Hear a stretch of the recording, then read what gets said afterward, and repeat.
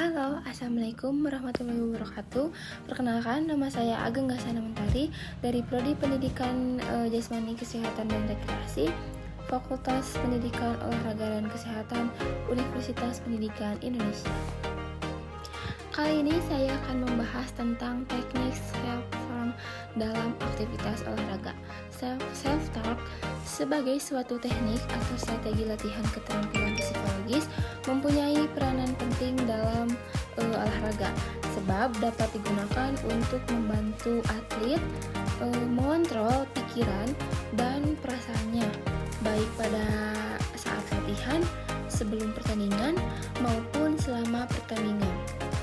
Self-talk dapat membantu atlet untuk meningkatkan motivasi, kepercayaan diri, harga diri, dan konsep diri ke arah yang lebih positif, meningkatkan konsentrasi, mengurangi kecemasan, dan pada akhirnya meningkatkan penampilannya.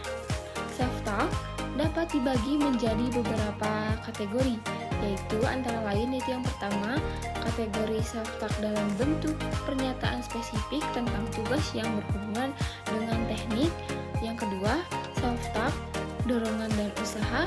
Yang ketiga, self-talk suasana kata hati.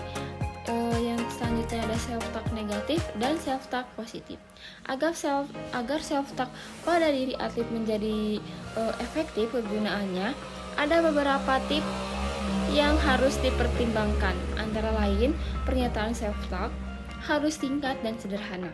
Hubungkan pikiran dengan keterampilan atau tugas gerak yang harus dilakukan. Waktu self-talk dilakukan harus sesuai dengan peragaan tugas gerak yang sedang dilakukan. Dan lakukan self-talk yang positif dan hindari self-talk yang negatif. Self-talk dapat digunakan untuk berbagai tujuan, antara lain yang pertama, membangun dan mengembangkan efikasi diri. Yang kedua, penguasaan keterampilan gerak. Yang ketiga, menciptakan dan mengubah suasana hati. Yang keempat, meningkatkan usaha. Dan yang kelima, meningkatkan perhatian serta konsentrasi. Nah, hubungan antara self-talk dengan penampilan dapat dijelaskan dengan melihat kualitas fungsinya. Self-talk memiliki dua fungsi pokok, yaitu yang pertama fungsi kognitif dan yang kedua motivasional.